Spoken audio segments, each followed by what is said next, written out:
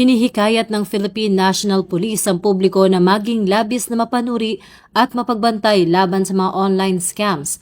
Habang papalapit ang Pasko, mayroon na lamang 37 na araw. Sa pangunguna ni Acting Chief PNP Police Lieutenant General Jose Melencio C. Nartates Jr., iniulat ng PNP Anti-Cybercrime Group na umabot na sa 3,941 na kaso ng online scams ang naitala mula Enero hanggang ika-13 ng Nobyembre. Kabilang sa pinakakaraniwang modus ang online selling na mayroong 1,630 na kaso, investment, tax scams at phishing.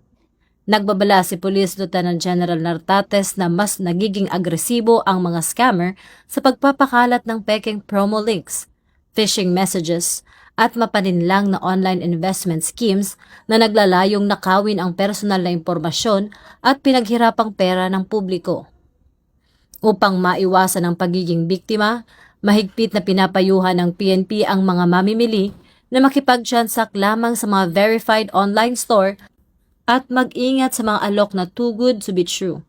Bilang karagdagang proteksyon, mahalagang iwasan ang pag-click sa hindi kumpirmadong links at hindi ibabahagi ang OTP o banking details kanino man. Dapat kumpirmahin ang parcel notifications sa pamamagitan ng opisyal na courier apps at gumamit ng two-factor authentication para sa online accounts.